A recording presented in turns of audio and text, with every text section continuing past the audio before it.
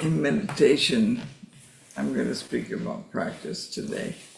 In meditation, we meet a deluded mind, but we meet it face to face. So it's a personal struggle that nobody else can do. Whenever the critical mind in our mind appears, we usually follow its judgments that takes us into big emotional setbacks. But in practice, we use our critical mind not to disparage, but to discover and change. We use the same tools of body, speech, and mind that cause us so much trouble in more productive ways. In practice, a buildup of intensity develops. It can bring uncomfortable feelings and physical changes that we would like to escape, like pressures in the mind and body. But even though we look for escapes, we need the intensity to make our leaps of understanding, because release, however small, will let the fruits of our hard efforts slip away. So trying to escape from the intensity that builds up is a self-defeating practice. And when we were in Tassajara, Covicino, who was the priest there, said, it's when you build up the intensity in practice, it takes a lot before that happens. But when you have enough, you can make a great leap into understanding with that intensity. But if you let that intensity go, you can't do it. You sort of, like a balloon, you go. So even if it's a small amount of intensity, you get rid of by drinking, talking, dancing, or any kind of effort that takes you away from practice, and you blow off that steam, it's a loss. It's a great loss. So instead of self-pity when we feel that intensity, we ask, what am I missing here? With that attitude, the adventure of practice continues. And practice, on the whole, every way, is like learning a whole new language. In this case, not just how to do meditation, but how to bring an aware mind into practice and into our everyday life.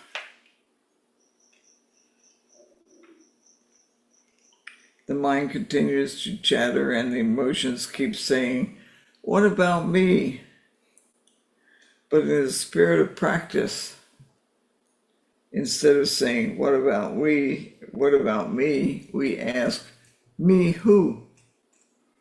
And that's the first real question that comes out of compassion and effort, real effort. So the next time you feel yourself flailing around and feeling deposed of all your sense and direction, and you say, what about me? Then that time you turn around and look at it directly and say, me who? And you might find an interesting answer come up.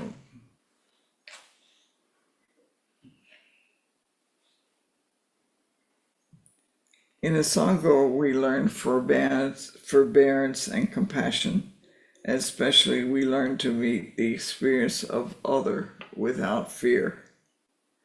For example, in the Zendo, we connect with the experience of others. You could say that the edges of our experience intermesh with the edges of the other. So in the Zendo, we become one great big person, straining in one place, relaxing in the other, really penetrating the mind in one place and chattering in the other. But we learn through that experience that it's not our personal effort that's going to lead us to the next understanding, but the whole group functioning as a single that will make that big effort. So if we do make a leap, we make it with the effort of everyone else. We don't make it on our own. And if we understand that, then we treasure every other person's experience. We treasure their chattering mind. We treasure their experience of relaxing on the cushions and trying to just have a good time. We treasure everything about the other when we understand that if we do grab something about ourselves for real, or if we understand who we are in the place of everything else, then we truly will try to treasure everyone's experience, no matter how ridiculous it may seem to us. Like we may be sitting on a cushion, intense, serious, won't let a single extra thought into our mind, and look at somebody else who's just sitting like this and obviously daydreaming. Or somebody who's gone through this and has had enough of work. But you treasure everyone as the most important person in the world, including everybody here. When you feel that kind of respect and love and treasure for everybody else in the Zendo, you will have already made an incredible leap of understanding that you may not even see. And this happens frequently in practice. The understanding creeps up behind you. It doesn't hit you like a bolt. It creeps up, sits on your shoulder, and falls asleep with you. So you learn to not judge anyone, not even yourself. You learn that you're worthy of the respect of everyone in the room. And you understand that they also will treasure everyone in the room. And that it really is one big being practicing together. Even Peter probably is sitting in with us. I think he would not be happy ignoring what he treasured so much.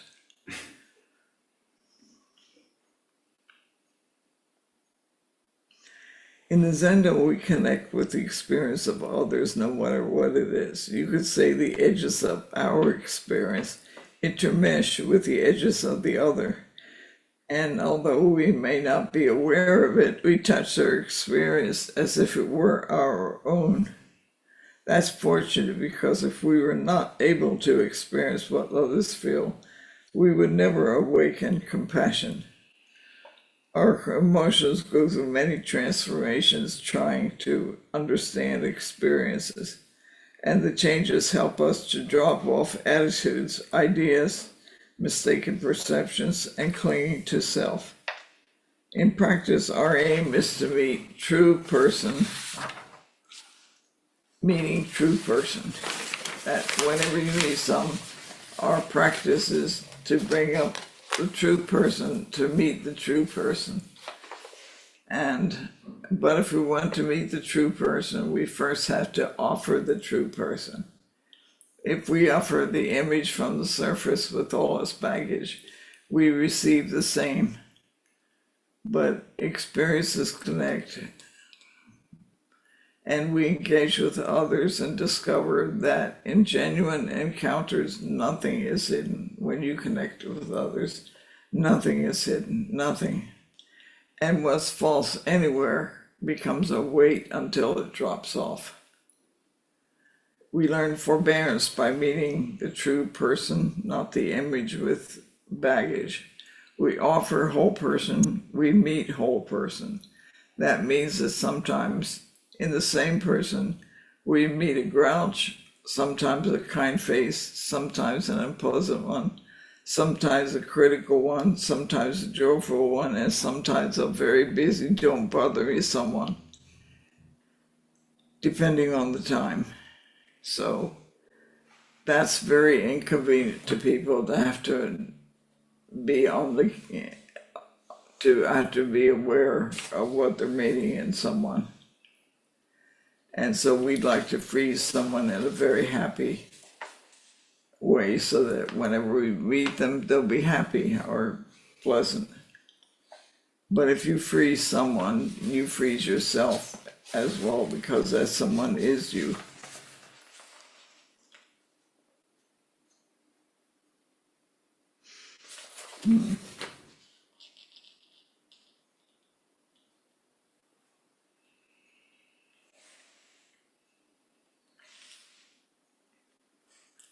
in interaction in the Sangha, it's important because each person we meet finally is a gate to freedom.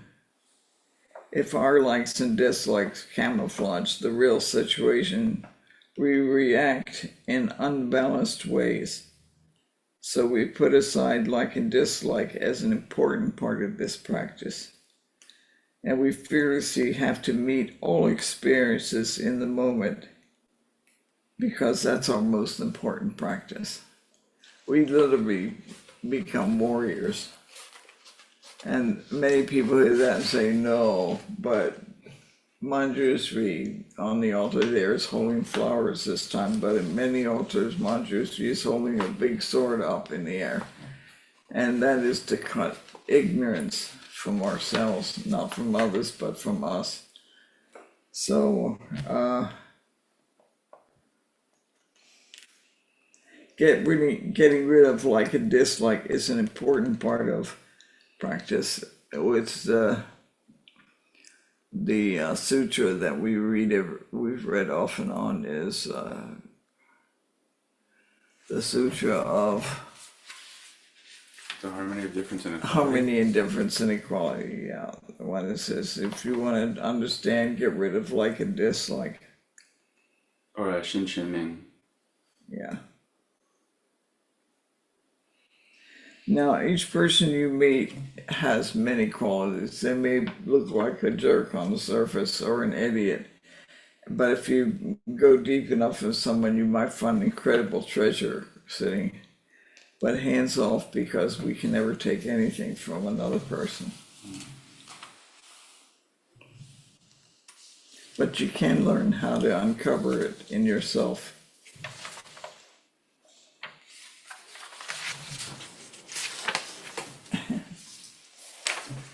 I'm sorry, this is... No. You good?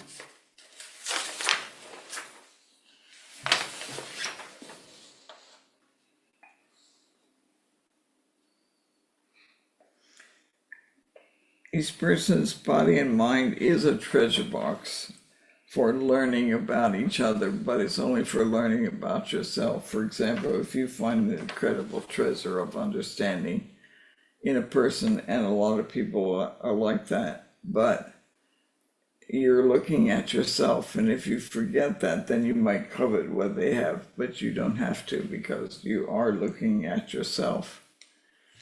And sometime I hope we will do the mirror samadhi. Song of the Jewel. We The can what? do that today. That's too long for me Okay. right now.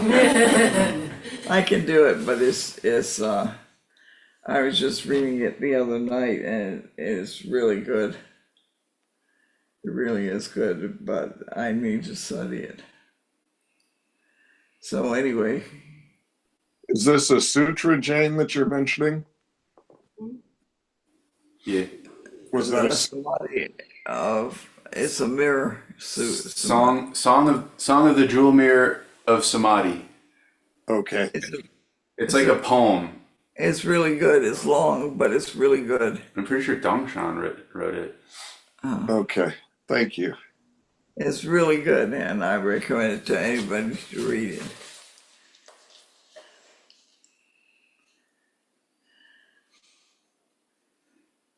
Okay, now, this is mainly what I wanted to talk about.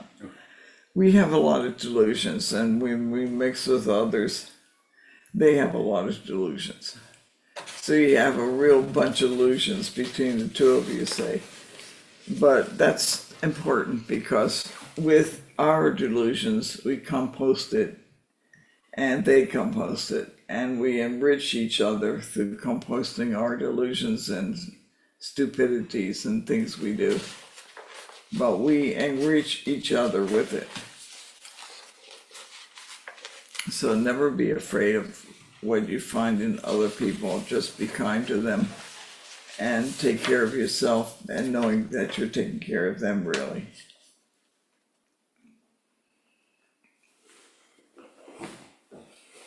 Anyway, when you are very close to another person, Don't ignore what looks worthless to you, and don't covet what looks valuable.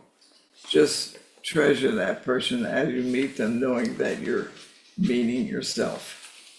You're seeing an image of yourself and what you possess.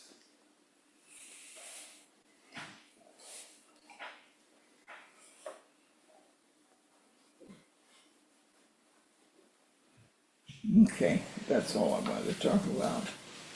So please ask me questions if you have any about this. Sorry, it's a little bit disconnected. It was lovely. It's a talk about the practice from the point of view of no matter how close you get to another person, you are still seeing that person's faults and good qualities in yourself. And if you remember that, you'll be really kind to that person. I believe Mike had his hand raised. I saw it. Mike, what is it? A couple of times you brought up the idea of when you interact with somebody, you're interacting with yourself. When you see somebody, you're seeing yourself. How do you mean that? I'm still confused by that idea. I mean that when we see something wonderful in another person, we are just seeing what is in us, no matter how close we are or distant.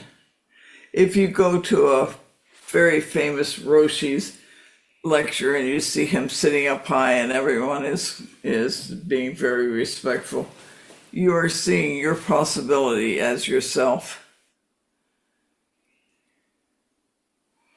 You are not seeing someone off in the distance who has nothing to do with you, because everything you're looking at has something to do with you. And in practice, we begin to see that, not because we're so terrific, but because understanding creeps up behind us from our interactions with others. And the more we show compassion in those interactions, the closer and warmer those relationships can be. And it never hurts to be kind to anyone, especially yourself.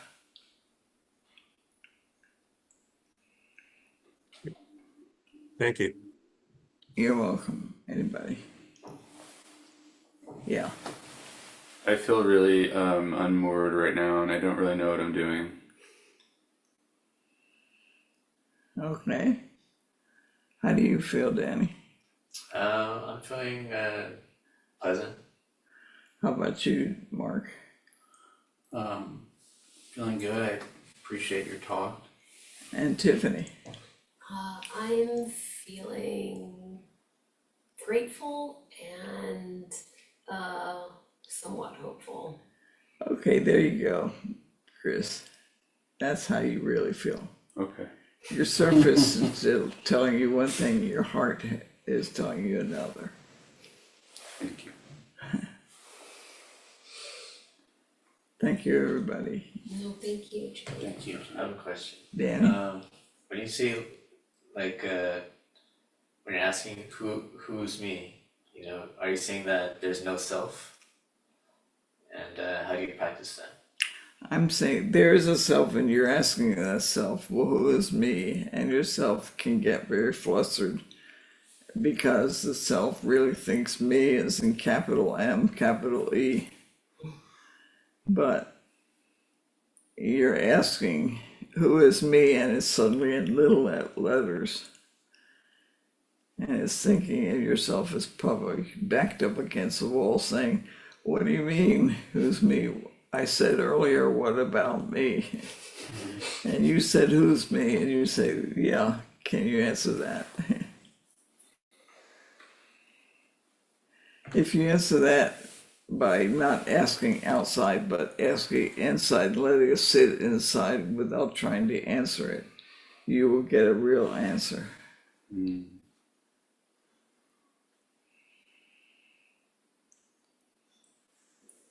Anybody else a question? Steve, you look like you're thinking about something. No, just when you were saying that, I thought about the soft, kind Steve that is inside with the exterior hard shell that's still being penetrated, if that makes any sense. Being what? Being real, I was realizing that everything you were talking about, kindness, softness, um, seeing yourself in the other person, uh, and then realizing that I still have a ways to go as far as my hard shell outside appearance that I put on. Well, Steve, you do have a soft kindness about you, Oh, but I know, I know I do. I that's, just, that's not what we're trying to accomplish. That just makes it easier. If you come at everything with a hard outline, you know, with the that'd what? be the what about me? What? You kind of blurred out there for a second. I couldn't understand what you just said.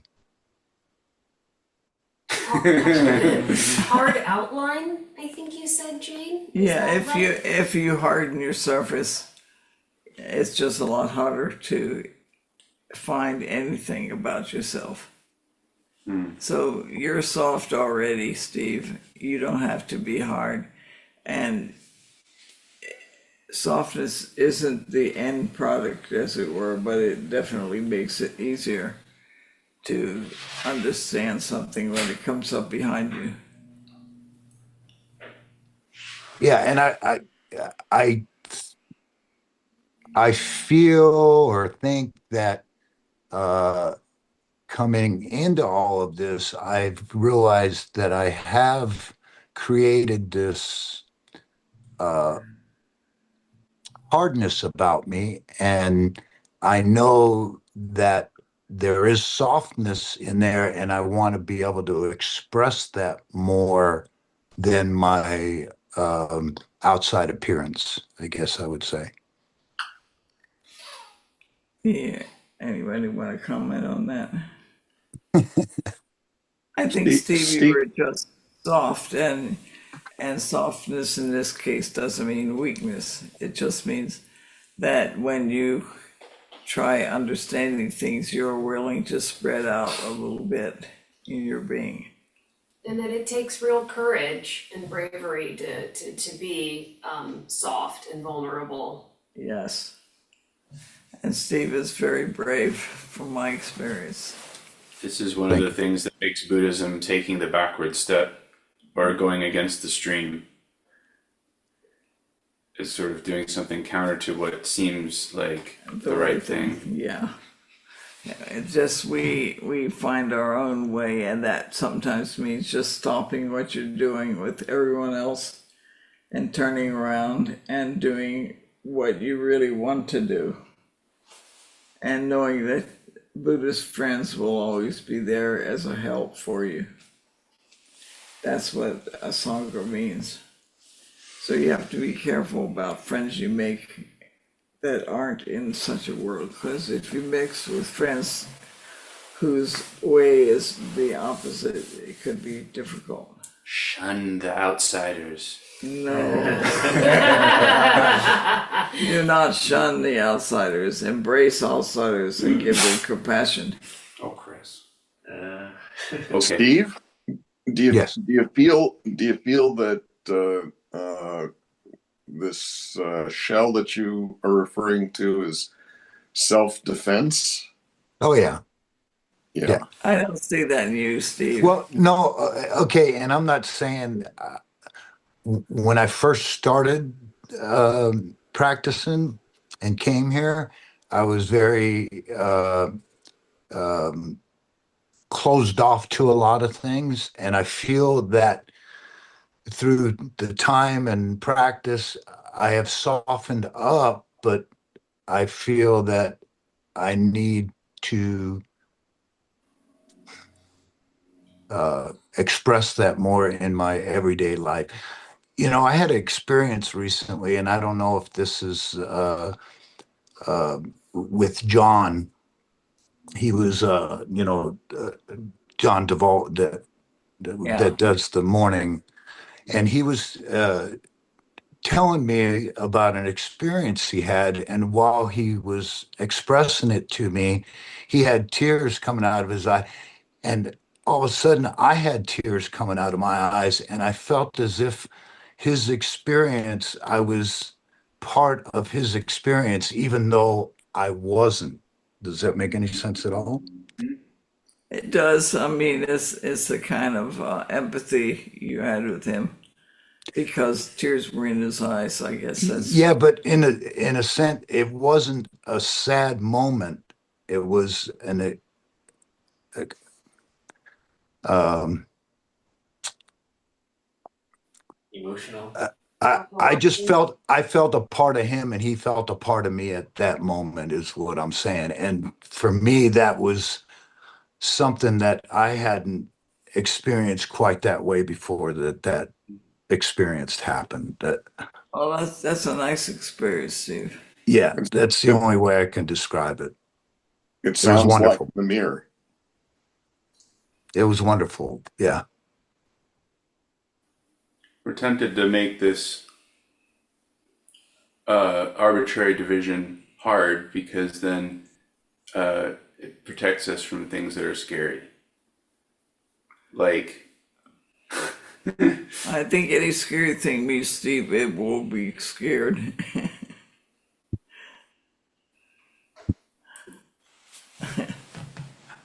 Matt had his hand up. Mac, what? You have a question? Actually, I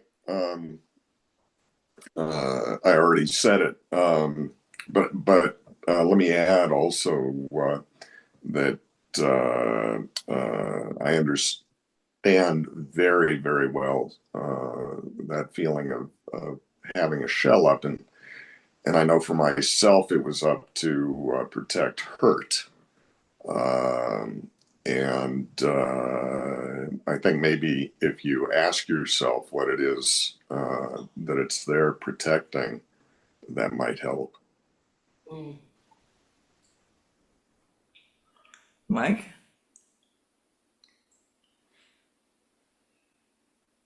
I'll throw my 10 cents in there. Inflation. The way I've dealt with things like that is, as you all know, I was a danger sport thrill seeker. I love jumping out of airplanes, climbing cliffs, and stuff like this. It forced me to face my fears in the sense that I just dove headfirst into them. And the things that scare me and worry me, the only way I was able to ever keep them from just driving me crazy was turn around and walk right into them and just say, okay, bring it on. Let's see what we got here. And I don't know if that's a particularly bright way of dealing with these kind of challenges, but when you meet a kindred soul that has the same feelings you go through, it does help you to face into those things. And I don't know if that's along the same lines you were thinking, Steve, but it's one of our challenges in life, and that's why Asanga is so essential to your help in dealing with this, because we're a support group and everybody can relate to what you're going through and you can relate to what everybody else is going through. And I think that's one of the things we've gained by doing this. And if I've wandered completely off the path, I apologize. That's okay, Mike. That's good. The feeling of a group of people, like in Tasso Har, when I was sitting for a long time for sessions, I came out feeling really close to everybody there, and I didn't have to say a word to them to feel it. Just they never had to explain anything to me or to anybody else. And everyone came out just feeling very close to everyone, including themselves. It's a wonderful feeling to feel that way. feel that there could be a whole room full of people and you feel like one person with them, because you don't have to do anything to be a friend with them. You don't have to explain a thing. You don't have to say a word. You just already know them so well. Yeah, seems like you know them so well because you've been kind of knowing yourself. Wow. Yeah, and they know themselves well, because we all just sat as Sasheen say. And it was really tough, like a 7-day thing. Mm. When you come out of it, you just feel like you have no reason to explain anything to anybody. Then you go up in the city and everybody asks, well, what do you think about this and that? You say nothing. I'd rather not say a word. Mm. Anyway, keep sitting. Don't ever give up your practice. Keep sitting hard. No matter how you do it. Don't explain yourself to anybody. Don't explain yourself to yourself. Mm. Just sit and let the whole world explain you. Thank you. Thank you for listening.